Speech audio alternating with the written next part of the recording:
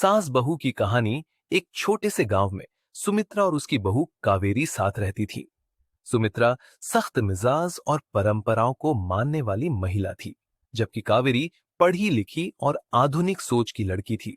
दोनों का स्वभाव अलग था, इसलिए उनके बीच अक्सर खटपट होती रहती थी। हर रोज की नोकझोंक।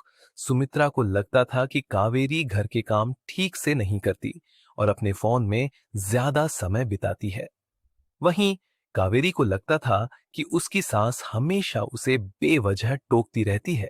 एक दिन कावेरी ने नाराज होकर कहा, माँ जी, मैं जितना काम कर सकती हूँ उतना करती हूँ, लेकिन हर बात पर टोकना बंद करिए।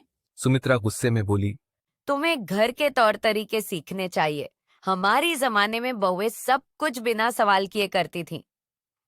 कावेरी ने चुपचाप बात टाल दी, लेकिन मन ही मन उसने तय किया कि वह अपनी सास को समझाने की कोशिश करेगी।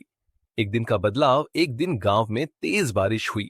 सुमित्रा घर के काम करते करते थक गई और उसे तेज बुखार हो गया।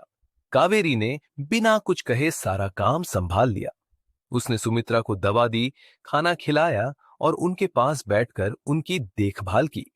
सुमित्रा को उस दिन एहसास हुआ कि कावेरी दिल से उनकी परवाह करती है।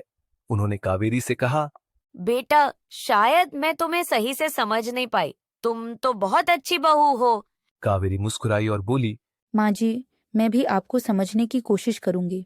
हम दोनों अगर एक दूसरे की जगह खुद को रखकर सोचे तो जिंदगी आसान हो जाएगी। उस दिन के बाद सुमित्रा और कावेरी के बीच का रिश्ता बदल गया। अब वे सास बहू नहीं बल्कि माँ बेटी की तरह रहती थीं।